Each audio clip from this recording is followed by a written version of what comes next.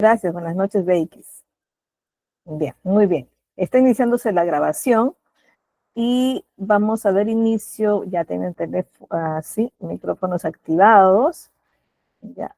Bien, entonces estamos dando inicio a la sesión, a la clase 2 en vivo del curso Gestión Documentaria y Archivos, ¿verdad? Les saludo una vez más la profesora Sabia Angélica Vaca Contreras y estoy gustosa de acompañarlos y que me acompañen también en este aprendizaje constante de este curso tan bonito y tan muy interesante y sobre todo tan productivo para una empresa. Habíamos hablado ya de algunos principios, ¿no? Alguna parte introductoria, a los fundamentos necesarios para poder continuar con el curso de gestión documentaria y archivos, ¿no?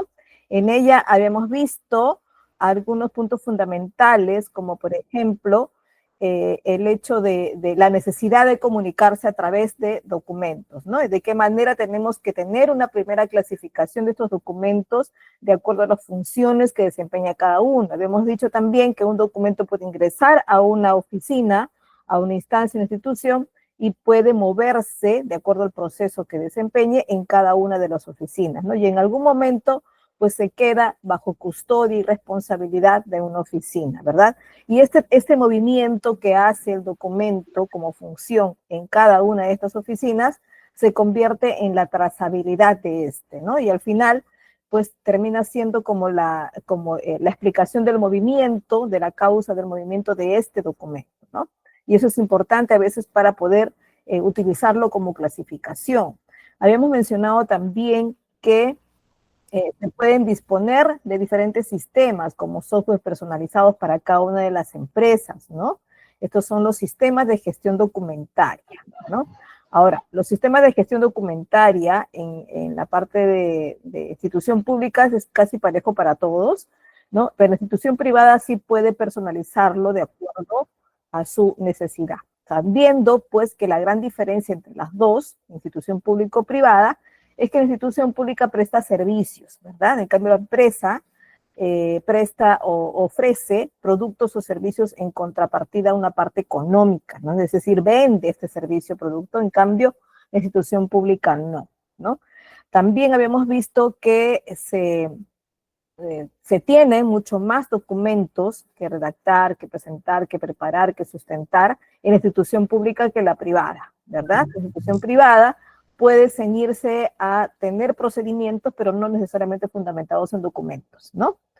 Ahora, hay gestiones que sí son importantes rendirlas mediante documentos. ¿Por qué? Porque nos sometemos también a el cumplimiento de las normas legales, como son las fiscalizaciones para ciertos casos o los controles administrativos que existen y además la respuesta ante el cálculo de tributos, ¿no? Y para esto pues tenemos los documentos mercantiles también que forman parte de toda esta gestión documentaria, ¿no? Entonces hay mucho que dar cuenta a través de documentos, sabiendo que los documentos son historia de una institución, ¿no?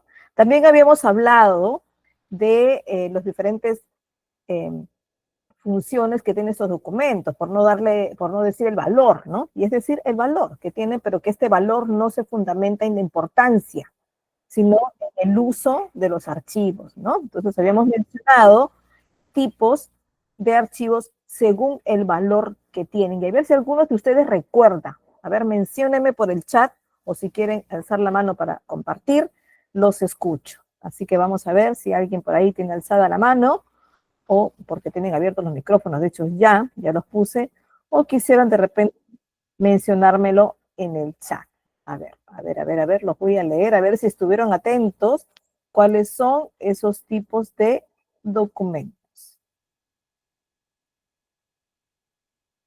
Chicos, hay un enlace que está puesto ahí, por si acaso no pertenece para nada a GCAP, así que por favor, no ingresar a ese enlace, ¿ya? Que está puesto en el chat.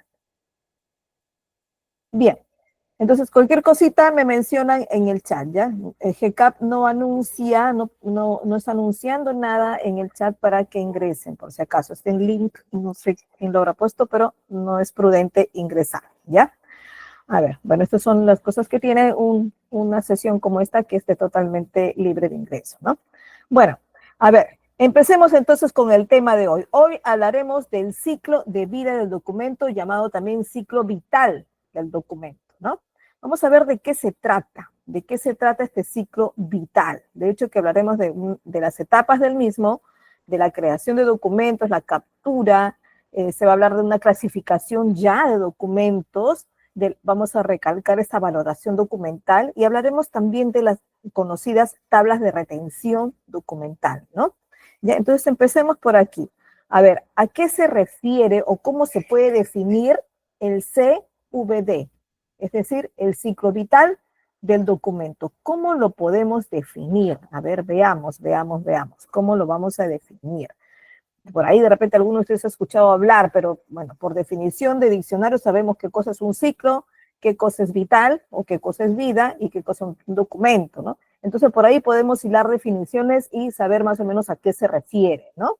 El ciclo de vida de un documento se refiere a un conjunto de etapas, como les estoy poniendo acá, por las cuales pues, va a pasar un documento, ¿no? Desde su creación o recepción, ojo, un documento forma parte inicial de un proceso, de una oficina cuando se ha creado o cuando se ha recepcionado, ¿no? Por ejemplo, yo, si estoy ubicada en una institución educativa, tecnológica, ¿no? Como en la que trabajo, tenemos que factura de unidad académica, tenemos secretaría académica, tenemos la oficina de dirección general y otras oficinas más, ¿no? Pero estas tres son las más importantes. Secretaría académica, por ejemplo, quien alberga gran cantidad de documentos pues, y sensibles, muchos de ellos, recibe documentos, ¿no? Y custodia algunos documentos que se reciben de algunas oficinas, ¿no? Entonces, en ese momento no estoy creando el documento, sino estoy recepcionándolo, ¿verdad?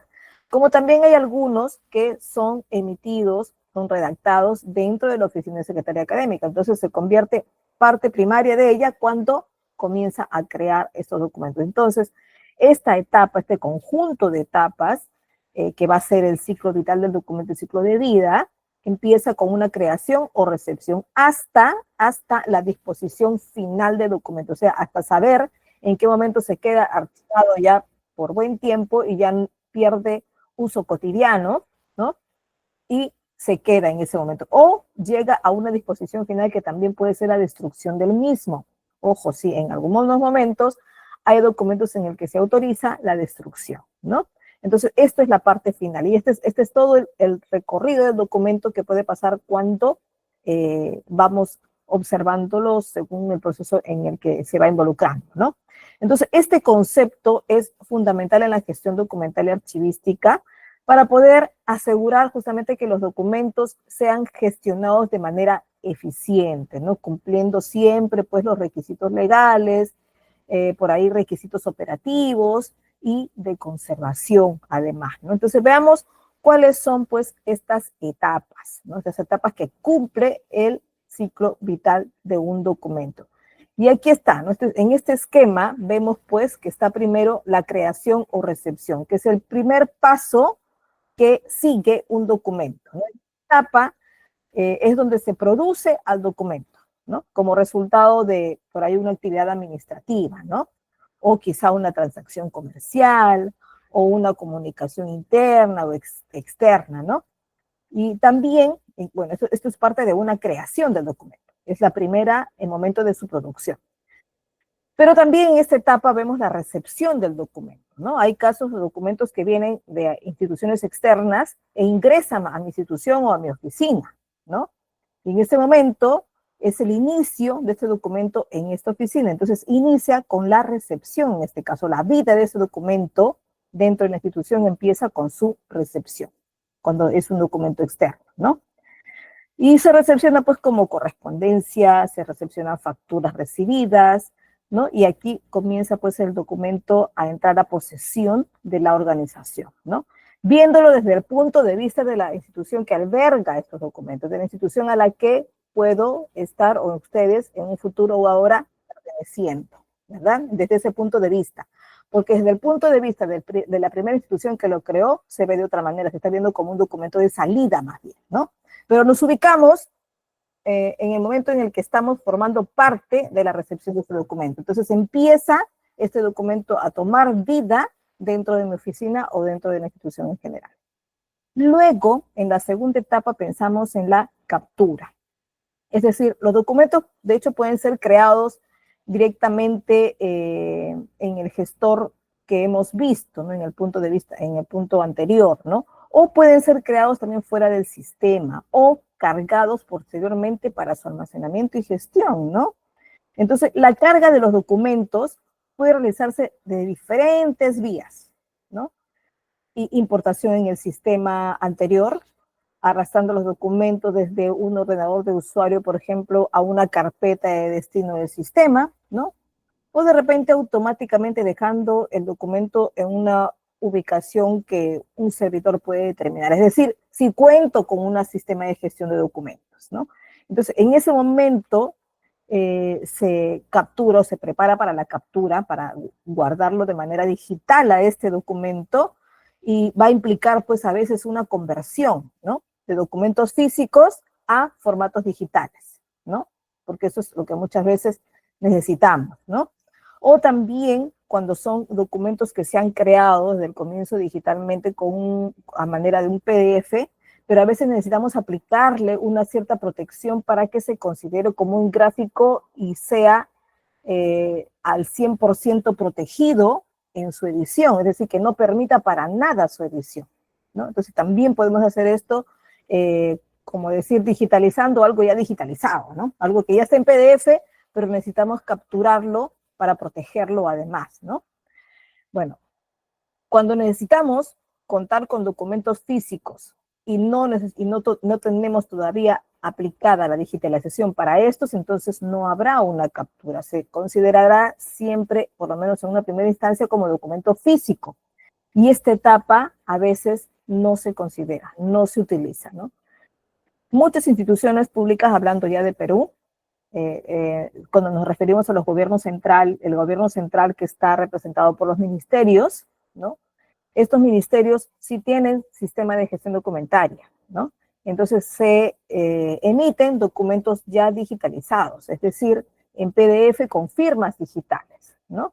Y bueno, se capturan o se protegen de alguna manera para que se evite la edición, ¿no?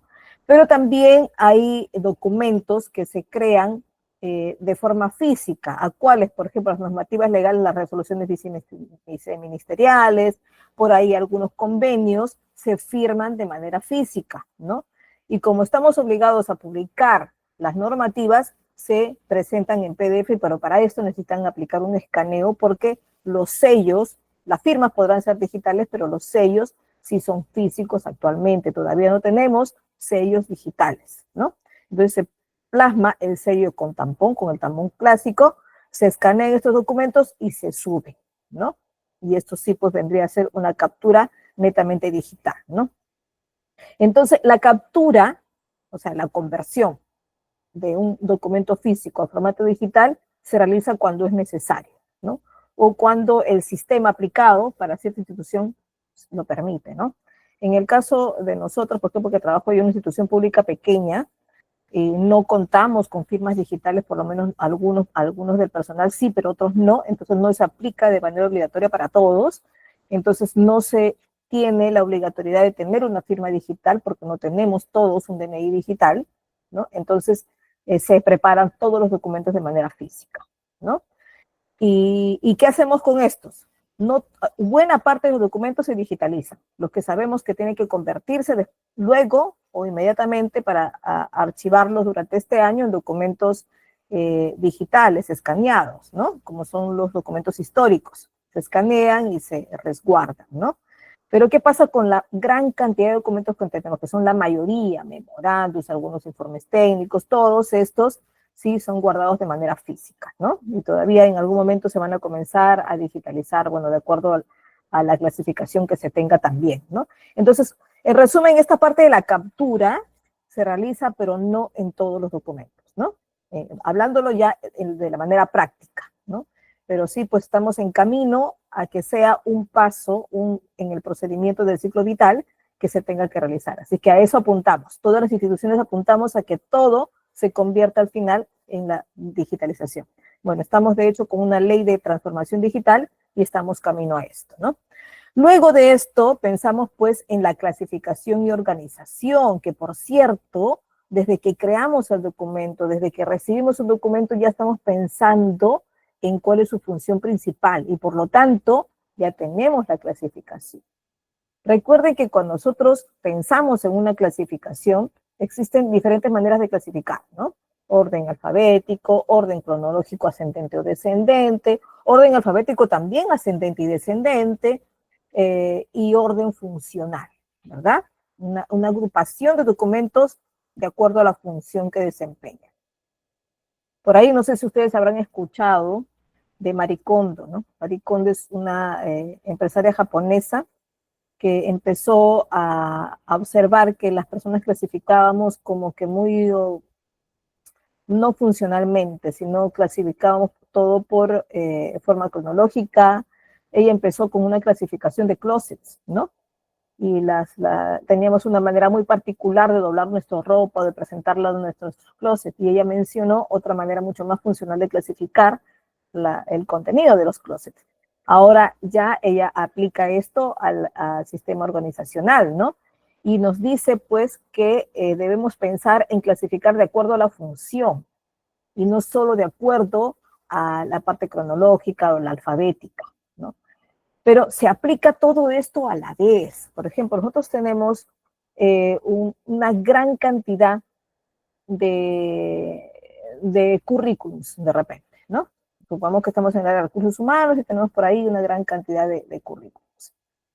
¿Es mejor para ustedes clasificarlo de manera alfabética o de repente de acuerdo al perfil profesional? ¿Cómo lo vamos a necesitar en un futuro? Porque tenemos que pensarlo de manera estratégica, ¿no? De hecho, que podemos armar una base de datos donde pongamos todos los nombres de los profesionales que tenemos, la profesión en otra columna, la segunda profesión de repente en una tercera columna, y luego en automático el Excel, ustedes saben que nos agrupa ya de forma alfabética de acuerdo al apellido nombre, ¿no? Pero esta clasificación de profesión, de segunda profesión, de alguna experiencia en particular o de algún dato característico, puedo ponerlo en diferentes columnas y tener varias clasificaciones para un grupo de archivos. Pero cuando los voy a agrupar, siempre se recomienda pensarlo en forma funcional. Es decir, yo, por lo que he visto en las convocatorias en las que he participado, veo que es mucho más útil tenerlo en forma de manera funcional, ¿no? Si voy a clasificarlos en físico, de manera funcional, es decir, de acuerdo al perfil profesional principal que pueda tener. Ustedes dicen, no, pero es más fácil buscarlo alfabéticamente, ¿no? Bueno, a mí me ha funcionado así, pero cada uno verá en su grupo de acuerdo a lo que específicamente tenga, lo que tenga que ser y funcionar para su institución, ¿no? Pero, por ejemplo, cuando albergamos esto, sí nos conviene así de manera física porque busquemos todo el grupo físico así.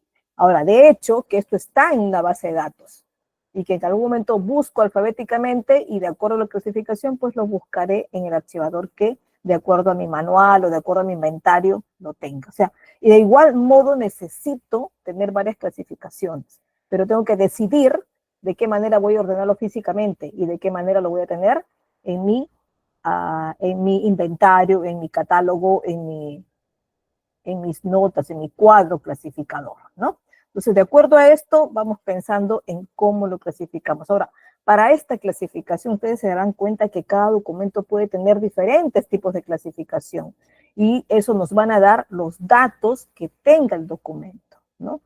De hecho, que siempre un documento tiene fecha, tiene el nombre de un emisor, el nombre de un receptor, ¿no? Un remitente, un emisor. Bueno, y también tiene un asunto especial, ¿no? Entonces, todo este conjunto de datos se van a llamar metadatos, ¿no? Que nos van a indicar de qué manera puedo visualizarlos de manera estratégica y comenzar una clasificación. Luego tengo que pensar, y esto es una de las grandes funciones de la gestión documental, en ver cómo gestiono el acceso y la recuperación de este documento, ¿no? Los documentos pueden poder ser fácilmente localizados y recuperados, ¿no? Cuando sean requeridos por los usuarios, ya que durante esta etapa los documentos se utilizan para llevar a cabo varias tareas, varios procesos, varias actividades específicas, ¿no? Y se aplican pues un tipo de control o gestión para poder garantizar que los documentos se utilicen adecuadamente y solo sean visualizados por los usuarios pues que tendrían que tener el permiso para ello. Yo no creo que todos los documentos tengan que tener acceso todas las oficinas, ¿no?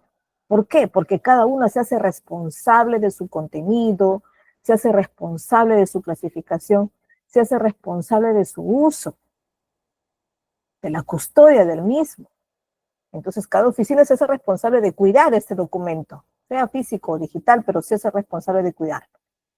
No puedo, esa responsabilidad no puedo dejarla libremente para todos. Entonces, tiene que ser utilizada por las personas que realmente tengan la necesidad y, por lo tanto, la autorización para esto, ¿no? Entonces, a eso también se refiere el acceso y la recuperación con la que tenemos que pensar. ¿Qué más? Pensamos también en la retención y conservación. Algunos documentos, de hecho, pueden estar sujetos a requisitos legales o regulatorios pues, que van a establecer por ahí el tiempo mínimo durante el cual pues, debe conservarse, debe tenerse a la mano o debe tenerse de manera física o debe tenerse disponible, ¿no? Diariamente, ¿no? Entonces, durante esta etapa de retención y conservación se establecen estas políticas de retención, es decir, las directrices, las normas, las indicaciones que nos van a decir hasta cuándo o en qué momento retenerlo, ¿no? Y se implementan pues algunas medidas para poder garantizar esta preservación a largo plazo de los documentos cuando se necesiten o por lo menos por el tiempo que estoy calculando que deba vivir este documento. En esta parte se permite pues puedo configurar algunos eventos para que cuando estos tengan lugar se vayan actualizando de forma automática, ¿no? En los estados por ahí asociados al documento, ¿no? De hecho, que uno siempre va vinculado a otro. Entonces, de acuerdo a esto, se limitan algunas acciones que se pueden, pues, realizar, ¿no? Sobre los documentos según la etapa en la que se encuentran, ¿no? Y que se produzcan.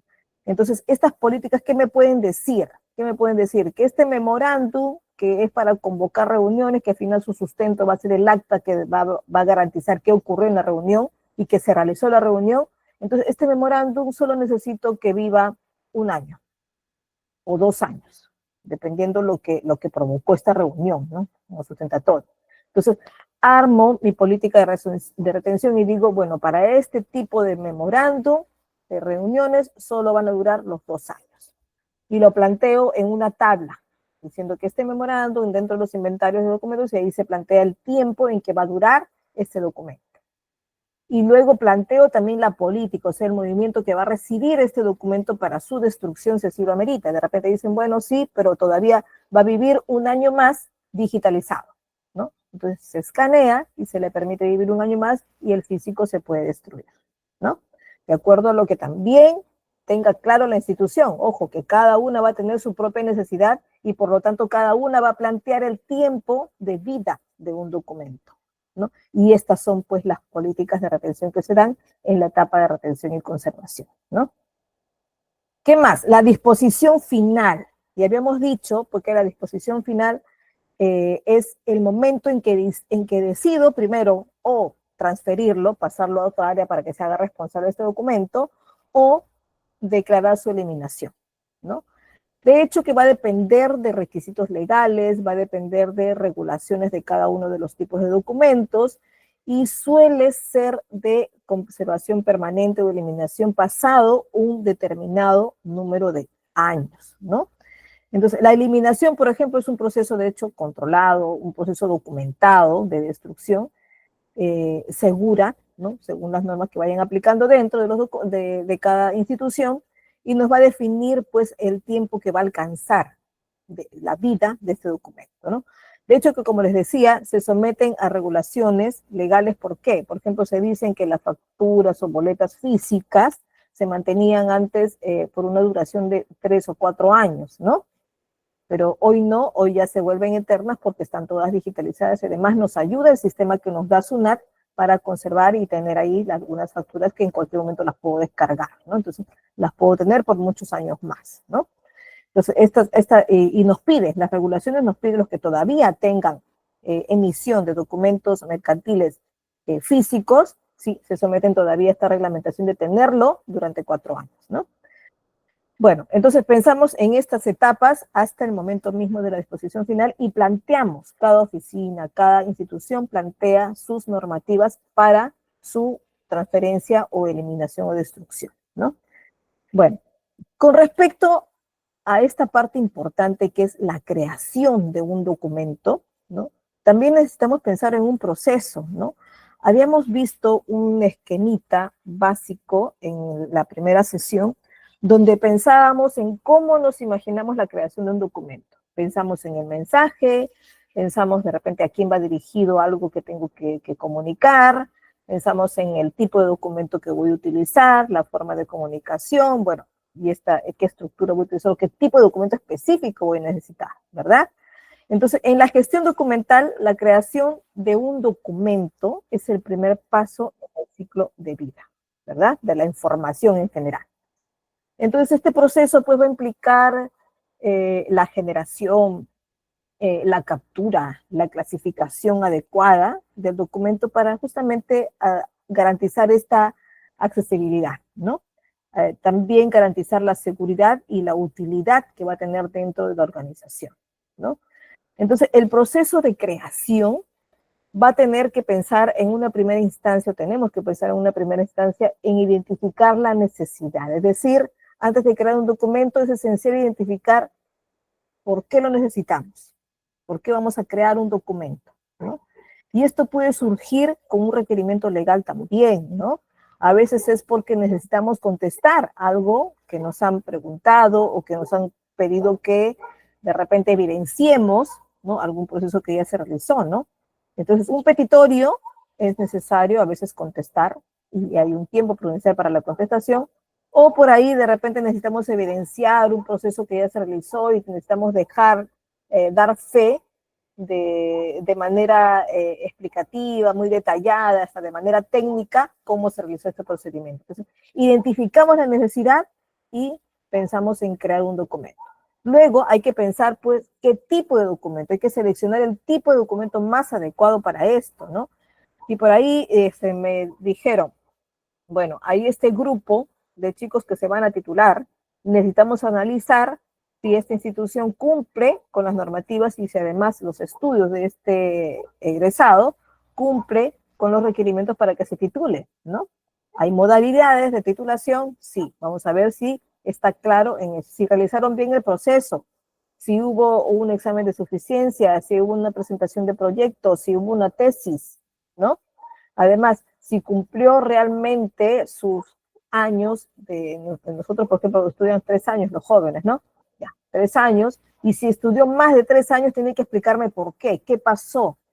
Entonces, hay que hacer un análisis técnico de cada uno de los puntos y poner al costado cuál es la normativa que garantiza. Entonces, si tengo que hacer toda esa explicación, tengo que pensar que tengo que elaborar un informe técnico, ¿verdad? Porque tengo que técnicamente analizar este procedimiento, ¿no? Y para esto será un informe técnico. ¿Qué más? Por ejemplo, tengo que contratar a un convenio especial con un proveedor, ¿no? Bueno, para eso tengo que escoger cuál es el que me conviene, el que me ofrece mejores beneficios, prontitud de entrega, precio oferta, no sé, alguna cosa ventajosa para ambas partes de repente, y elijo al mejor postor, ¿verdad? Pero para que quede claro todos por ahí los acuerdos, ¿qué se tiene que tener? ¿Qué documento tengo que redactar con un proveedor? A ver, los leo, chicos, a ver si están atentos. ¿Qué documento? Un documento clásico. No necesito de repente tener mucho conocimiento para esto. Yo creo que pueden ustedes estar claros en qué tipo de documento necesito redactar para plasmar los acuerdos que voy a tener con mi proveedor. A ver, ¿cómo se llamaría ese documento? Un contrato. Muy bien, Jenny. Así es, así es. Chicos, el link de asistencia pueden preguntarle a algún administrador de GCAP ya en el grupo de WhatsApp o bueno, si no está abierto el grupo para que todos pregunten, comuníquense con un administrador del grupo, ¿sí? Muy bien, el contrato, Jenny, Arnold, muy bien, así es un contrato que es lo que tengo que hacer para plasmar los acuerdos con un proveedor nuevo, quizás, ¿no? Y sí, eso es lo que tengo que hacer. Entonces, de esa manera creo mi necesidad y ya, bueno. A ver, algo clásico, algo clásico, algo clásico. Bueno, ya, algo sencillísimo, solo para ver si están atentos en la pregunta. Compré una refrigeradora para mi oficina y necesito sustentar el pago. Y me presento en la compra con el número de RUC de mi empresa. ¿Qué documento mercantil recibo? Compro con dinero de la empresa. ¿Boleta o factura? Ya, puedo presentar boleto o factura. Comprobante de pago guión factura nos dice Arnold. Magali, factura. Juan Vegaso, factura. A ver, ¿por qué es conveniente una factura y no una boleta? Si es una empresa, una persona natural, una persona jurídica, ¿no?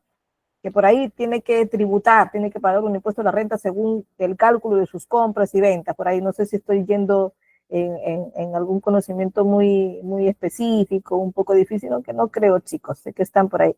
Factura por el IGB, nos dice Jenny, ¿verdad? Por el crédito fiscal, nos dice María, para estar bien con los impuestos.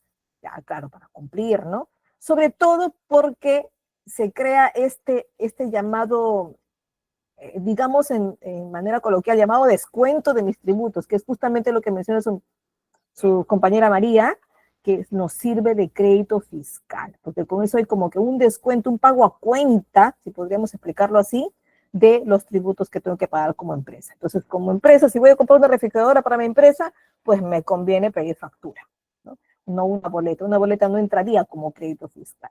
Entonces, son esos tipos de documentos. ¿Y por qué estoy incluyendo y estoy mencionando facturas, boletas, como están mencionando ustedes bien, o comprobantes de pago en general, dentro de un curso de gestión documentaria? ¿Por qué? De hecho, que hay autores que, que mencionan que los documentos mercantiles no deben entrar en una clasificación de documentos administrativos o gestión de documentos, ¿no? Sobre todo administrativos, no los consideran, ¿no? Porque dice que son puramente mercantiles. Pero existen otro grupo de autores, y de ahí yo estoy de acuerdo, que los documentos mercantiles son consecuencia de una labor administrativa. Entonces, por lo tanto, son parte de, ¿no? Entonces, entramos también, y además, en base a documentos mercantiles, realizamos mucha labor administrativa, ¿no? Entonces, es también parte de una gestión de documentos y archivos. Una parte muy importante, diría yo, ¿no? Bueno, sí, pues es la factura. Entonces decidimos en ese momento qué tipo de documento utilizar, una factura para compra, ¿no? Bueno, y en ese momento ya pensamos ya y empezamos la redacción del documento, ¿no? Ya decidimos, en un primer caso que les dije, en un informe técnico, otro podría ser la generación o pedido de una factura, en el otro un contrato y otros documentos más que vamos a ver en algún momento esta clasificación. Bueno, se hace la redacción, aseguramos pues que el contenido sea claro, sea preciso, sea relevante, sobre todo, ¿no? No vamos a poner vagamente lo que quiero decir o decir muchas palabras para un solo mensaje, ¿no?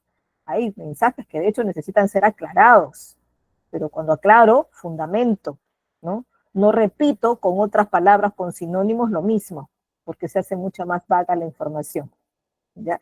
El formato, hay que usar pues una plantilla predefinida si existe, ¿no? O plantillas que ayuden a mantener alguna consistencia pues en la presentación de los documentos, ¿no?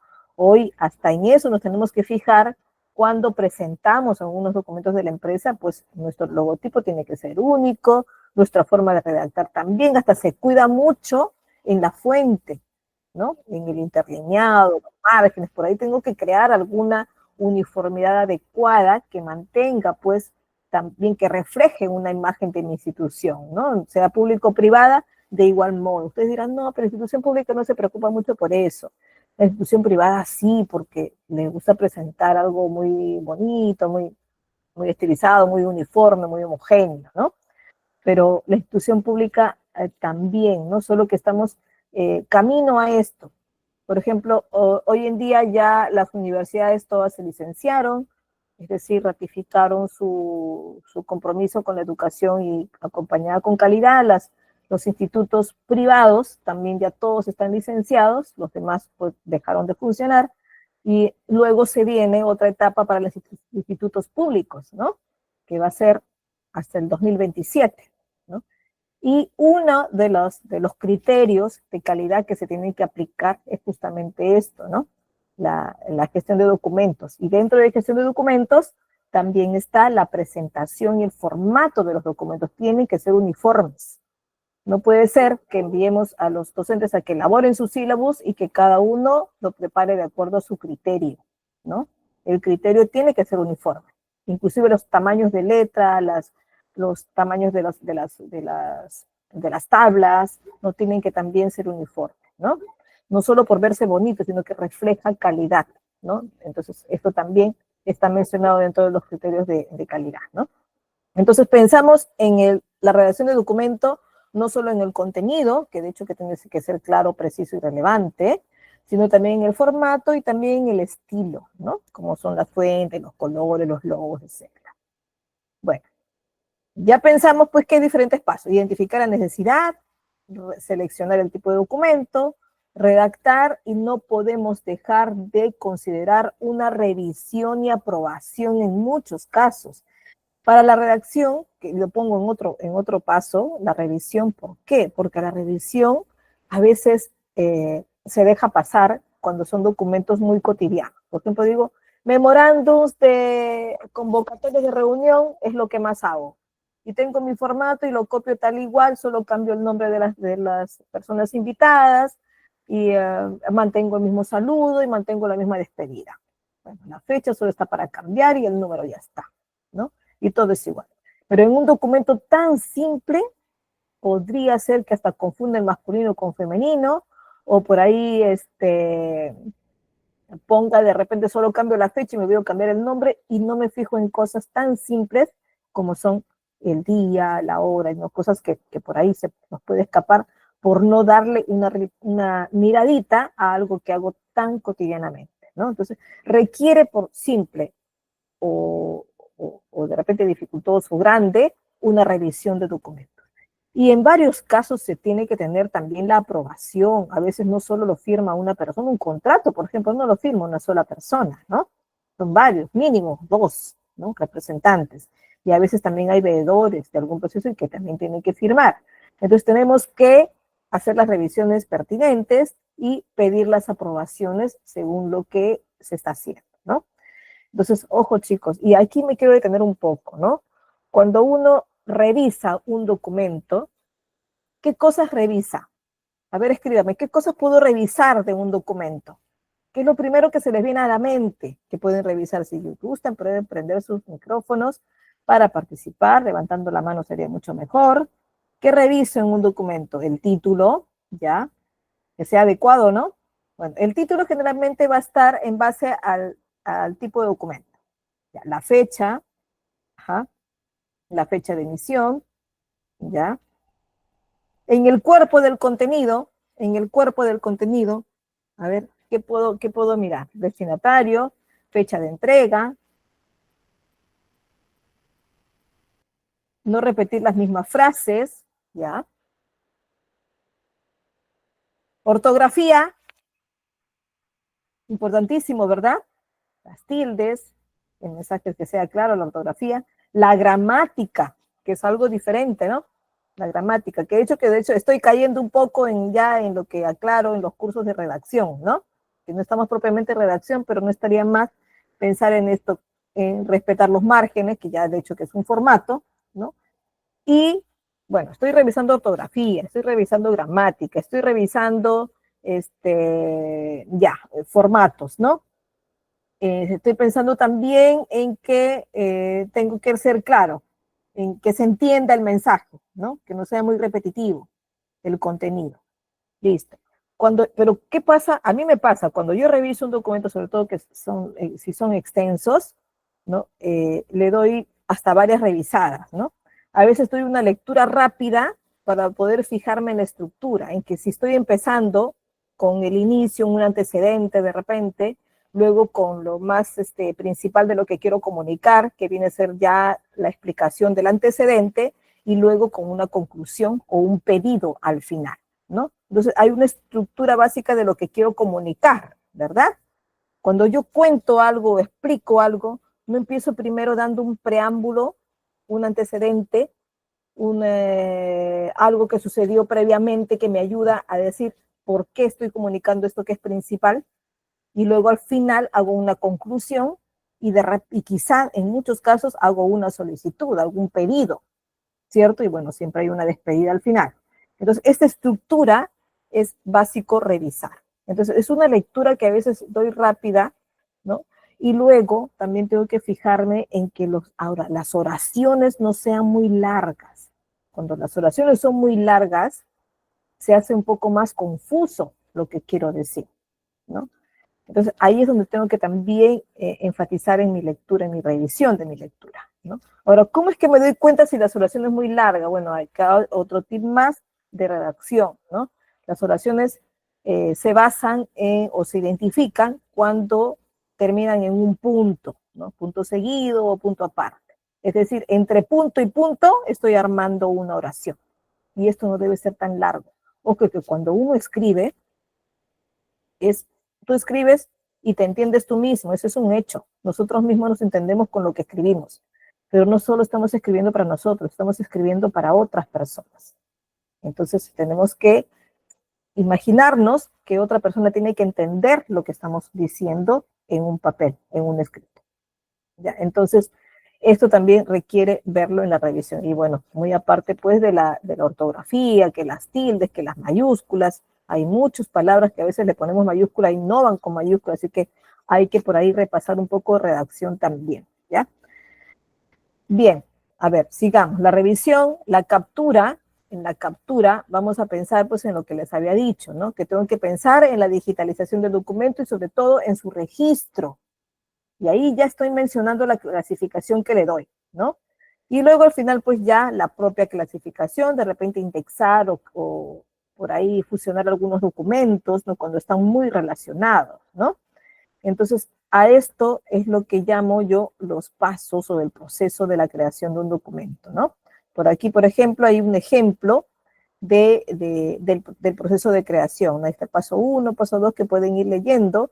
Por aquí hay el ejemplo de un documento, ¿no? Están tratando de enviar un memorándum de la empresa XYZ, ¿no? Para todo el personal, del Departamento de Recursos Humanos, le dan la fecha y bueno, y el asunto es actualización de la política de trabajo remoto, ¿no? Y ahí va concretamente lo que se quiere comunicar, ¿no? Luego, en la captura, vamos a tomar en cuenta que tenemos que pensar en el tipo de digitalización que vamos a utilizar, ¿no? Que generalmente es el escaneo, ¿no? Hay otros tipos de digitalización también, como son las imágenes a través de estas films que se toman a manera de radiografía, ¿no? Que es justamente para guardar imágenes que luego puedan ser proyectadas, ¿no? ¿Qué más? La clasificación de documentos, pensar en carpetas, en files, ¿no? Si tengo documentos que van a estar en físico y de forma digital, pues tengo que pensar de que los dos tienen que tener la misma clasificación, ¿no?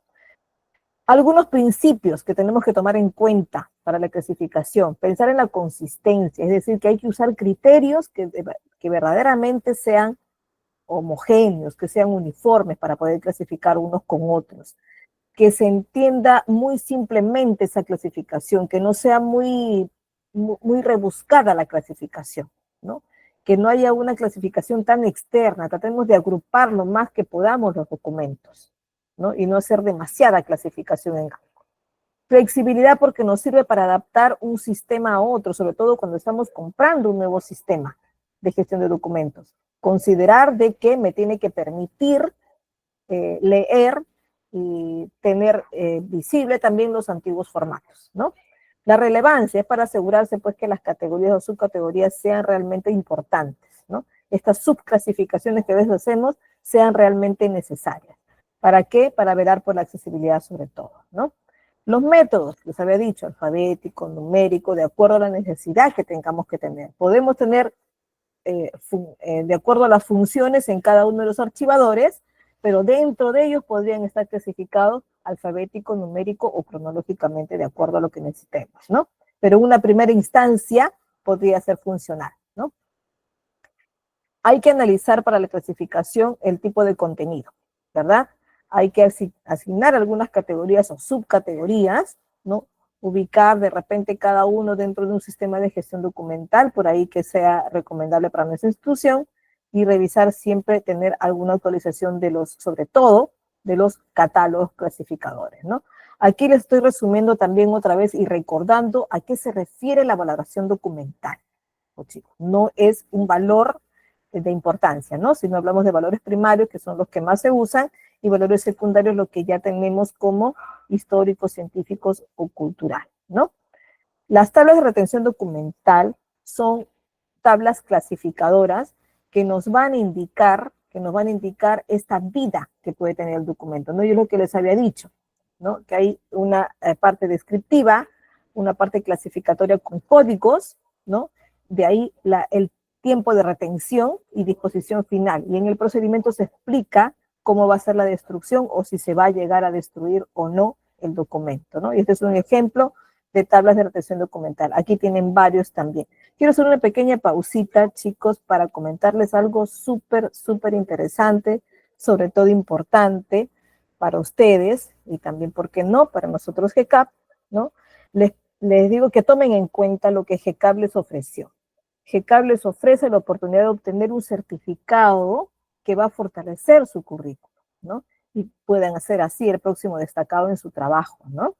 Entonces, con esto aumentan sus conocimientos con cada uno de estos cursos y obtienen con el certificado el aval internacional de Google Workspace for Education, algo que tienen que aprovechar, chicos, ¿no? Muchos de ustedes están fuera de Perú, pero nos unimos con este convenio y les apoyo a ustedes que tengan un certificado internacional, ¿no?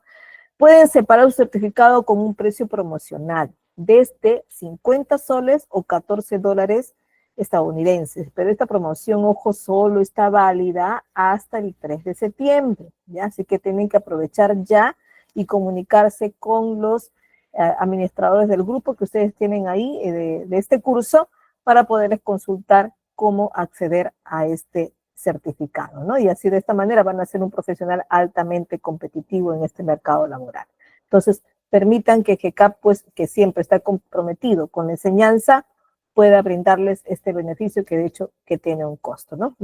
O por si acaso, una vez más les repetimos, no es condicional asistir a estas sesiones gratuitas, es que ustedes asisten sin condiciones, pueden seguir asistiendo de aquí hasta el final, pero no estaría de más que aprovechen porque estoy segura que ustedes acaban esto, de acá a unos meses se involucran en estas convocatorias afines a este curso y ya no van a tener la promoción. Así que documentense y garanticen así los conocimientos adquiridos en este curso. Veamos aquí, sigamos viendo estas tablas de retención documental, ¿no? Aquellos otros ejemplos más. Tenemos aquí un poco más grande ya el código, por ejemplo, dice, a ver, veamos uno. Aquí dice informes a junta directiva, ¿no? Dentro de los informes que se han generado aquí, hablan de a junta directiva, a informe de gestión anual, informe de guardas operativos de seguridad, informe de comparendos, informe entes de control. Bueno, hay un plazo de retención, ¿no? Que se coloca aquí en la columna donde indican los plazos, ¿no? Y al final, en la disposición final se explica, ¿no? Hay un procedimiento, dice, una vez cumplido el tiempo de retención en el archivo central, ¿no? Proceder a digitalizar y eliminar el soporte de papel, ¿no? Entonces les dice eso que se tiene que hacer en el tiempo que se precisa, justamente en la parte central donde se habla de retención y disposición final, ¿no? Y estamos explicando ahí que en un tiempo prudencial que va a permanecer en el archivo general, ojo, el archivo central es un lugar donde se retiene por mucho más tiempo un documento, mucho más que el tiempo que podría haber vivido en la oficina que le da la función primaria o el uso primario, es decir, el uso durante un año quizá, ¿no? O sea, fue el tiempo en el que tuvo más vida este documento. Y luego, una vez que ya no es un documento primario, ¿no? Se convierte ya un documento que ha terminado su uso en esta gestión, se tiene que llevar al almacén central, ¿no? Les había dicho que algunas instituciones lo tienen, otras no, ¿no? Instituciones pequeñas, no, porque a veces albergan menos cantidad, ¿no? Por ejemplo, en el Perú tenemos el Archivo General de la Nación, y ahí sí, pues, alberga una gran cantidad de documentos. Y si se tiene, pues, un archivo central ahí, que al final alberga documentos mayormente históricos, ¿no? Entonces, ¿qué dice? Que la destrucción no se hace inmediatamente que salió de la oficina principal, sino que se mantiene un tiempo en el archivo general, en el archivo central, y de ahí recién, después de un tiempo de estar ahí, se procede a digitalizarlo, ¿no? Quizá a escanearlo. Y luego ya, y en ese momento se elimina el soporte físico, es decir, el papel se elimina, ¿no? Entonces, esa explicación se da en esta tabla de retención documental, ¿no? Entonces, por aquí, a ver, chicos, si tienen alguna consulta, no, por ahí les voy a hacer alguna, a ver. Mm, ya, ay, que iba a detener. A ver. ¿Tienen alguna consulta? Ya, nos decía por ahí que se recomienda que, eh, bueno, que tenemos que revisar por ahí lo que solicita el documento, porque sí, muchos documentos terminan con una solicitud, ¿no? Terminan con un pedido, ¿no? O que se desarrolle algo, que se autorice algo, ¿no?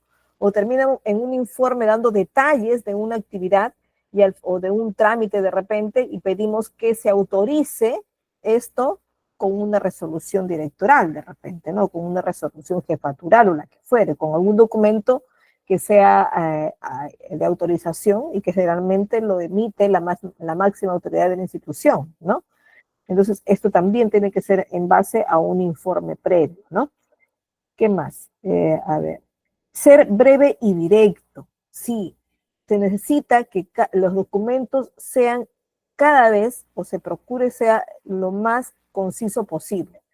Ustedes dirán, sí, lo más conciso, pero hemos visto documentos que a veces tienen 10, 15 páginas, ¿no? Generalmente son documentos en los que se tiene que explicar el paso a paso de algo y con un fundamento legal al costado, ¿no? Entonces, esto es lo que lo hace un poco más extenso, ¿no? Pero cada uno tiene una explicación, porque después de esto seguramente hay la respuesta de un proceso de autorización o de emisión de algún documento importante como es un título, por ejemplo, ¿no? Y requiere pues un detalle, parece una explicación al detalle de algo, ¿no? Entonces, eso es lo único que haría que un documento sea extenso, pero un memorándum de invitación a algo no tengo por qué darle toda la historia de lo que se va a realizar dentro del documento. Una agenda, una fecha es suficiente, ¿no? Por ahí sí tengo que explicar un incidente especial, ¿no? Por ejemplo, si hubo un accidente y tuve que acudir a acompañar al accidentado al hospital, me retiré a tal hora y salí, dejé esto. Bueno, sí, hay personal a veces que tiene que explicar todo esto en un documento, ¿no? Sí, pero y aún así tiene que ir directo al grano. No, hay que tratar de que en un documento no vaya acompañado de emociones. Tiene que ser lo más objetivo posible, ¿no? No puedes decir, me parece que tal persona se puso mal por esto. No puedo decir, me pareció, se hizo o no se hizo. O se realizó o lo visualicé, lo evidencié, clarísimo. Pero no puedo decir, quizás sea por esto o se puso mal anímicamente y tuvimos que dejarlo ir a su casa. Nadie se va porque se siente anímicamente y irse a su casa, a menos que sea una persona con diagnóstico psiquiátrico o algo así, pero si no, no tendría por qué abandonar su puesto de trabajo por esa razón. Entonces, y eso no cabe en la explicación de un documento, ¿no? ¿Qué pasa, por ejemplo? Nosotros somos institución pública y sabemos que si faltamos a nuestras labores, tiene que tener justificación clara, ¿no? Por ejemplo, y pasa, lo he visto en otras instituciones, ¿no? Personas que acuden con su auto a trabajar. ¿Y qué pasa en el camino? De repente pincharon una llanta, ¿no? Y pues se detuvieron, no pueden abandonar su carro por irse a trabajar, ¿no? Nadie hace esto, ¿no? Entonces, uy, en mi empresa me tienen que entender qué pasó esto. La empresa privada puede perdonarles si así lo quiere, porque ellos tienen decisión sobre esa parte, ¿no? Pero en la institución pública tenemos normas claras. Está bien, pinchaste, no puedes abandonar tu carro, tienes que ver qué solución le das, pero tienes que recuperar luego esas horas, ¿no? y tiene que recuperar. Hay ocasiones en las que es bien difícil recuperar. Entonces, nosotros tenemos docentes, y si en ese momento se ausentó a clases, es mucho más grave todavía, porque va a ser difícil que recuperen con sus estudiantes, porque los estudiantes también trabajan en sus horas que no estudian. Entonces es difícil congeniar o ponerse de acuerdo con ellos, ¿no? Pero, ¿qué pasa cuando tienen un horario que no es hora lectiva, o sea, no dictan clase? Entonces sí es fácilmente recuperable, ¿no? Y lamentablemente esto de faltar porque no pudiste abandonar tu auto no es justificable, ¿no? Pueden perdonarte llegar tarde o decir, bueno, y tienes que evidenciarlo, ¿no? Pero tienes que recuperarlo nuevamente, porque si no, sí te descuenta, ¿no? Pero ¿qué pasa cuando hay una enfermedad, ¿no? Y tuviste que ir al hospital y tienes que evidenciar que tú fuiste al hospital y que además el doctor te dio la atención, ¿no? No tengo cita médica tal día, ¿no? Entonces tienes que presentar tu informe de que tuviste la cita, ¿no? Y evidenciar con tu constancia de atención, ¿no? Si no, hay descuento. Si no lo evidencias, hay descuento, ¿no? ¿Qué pasa si tuviste fiebre? No fuiste, estabas con una infección respiratoria y no fuiste al médico, decidiste quedarte en tu casa y ir a la farmacia o mandar un familiar que te compre algún medicamento para la fiebre y te medicaste por ahí con el farmacéutico. ¿Tu receta médica te servirá para justificar? Lamentablemente no, ¿no? No, no es así. Tienes que acudir al médico y el médico es el único que te puede decir descanso médico por este día. No hay manera. Cuando uno acude a una cita médica, tampoco puede ausentarse, solo puedes ausentarse, mejor dicho, o llegar tarde a tu trabajo o salir del trabajo, pedir la cita médica, pero no ausentarte en todas las 8 horas de trabajo, ¿no? Porque la cita médica vas y vienes, ¿no? Pero cuando sí tuviste una enfermedad o fiebre o algo, en eso sí te darán un descanso médico. Si no me presentas ese documento, pues tienen que ponerte ausente y se te descontará, ¿no? Entonces, estas cosas se tienen que presentar con documentos, ¿no? Y se tiene que gestionar. Quien se encargue de recursos humanos va a ver esto también. Ahora, esto que son evidencias, ¿también merecen un ciclo de vida? Sí, también merecen un ciclo de vida esos documentos, ¿no? ¿Cuánto tiempo durará? Pues ya lo define la institución, ¿no? Por ejemplo, en la institución todavía no tenemos ese ciclo vital adecuado, pero sí se lo damos la gestión a nuestra Dirección Regional de Educación de Lima Metropolitana, ¿no? Ellos son los que deciden cuánto tiempo dura este documento con ellos, ¿no? Porque hay muchos documentos que enviamos a ellos, como son las justificaciones. ¿Qué nos dice Belkis Alvarado? Nos dice justificativo médico, y si no, más de 3 días deben ser avalados por un seguro social acá en Venezuela. Ya. No sé si se refiere a faltar por muchos días, ¿no? Y cómo es. Acá en el Perú, por ejemplo, yo, por ejemplo, en el 2023 tuve un esguince, ¿no? Y sí, pues fue bastante fastidioso, ¿no? Tuve un medio yeso ahí porque me pusieron. Pude dictar clases aquí en GCAP, pero no pude acudir a mi trabajo presencial que realizo en la mañana, ¿no? Entonces, ¿qué pasó? Acá en el Perú, bueno, me dieron un descanso médico primero por 10 días. Luego vieron pues que no mejoraba y me dieron 11 días más. Y de ahí me dieron 10 días más. En total me ausenté 31 días a mis labores presenciales en la labor que realizo en la mañana, ¿no? ¿Y qué pasó ahí? La norma del Perú dice que si te ausentas por descanso médico 20 días, no se te descuenta, ¿no? Entonces, simplemente es como que si asistieras y te viene igual en tu boleta de pago, te viene igual como si hubieras asistido, no se te descuenta. Pero ¿qué pasa si pasan los 20 días?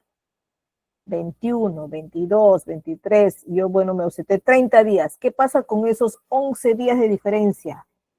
Me descuentan y así fue, ¿eh? Me descontaron en una primera instancia y eso me lo devuelve. ¿Quién me devuelve? En este caso, el Seguro Social. No sé si eso es lo que me está mencionando Belkis, que ellos pasan más de tres días, ¿no?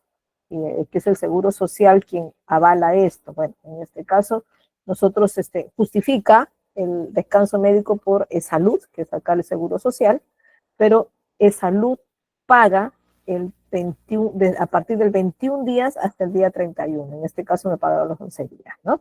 Ellos pagaron el resto, que lo pagan a manera de devolución de dinero, ¿no? A ellos les tengo que cobrar esos días restantes.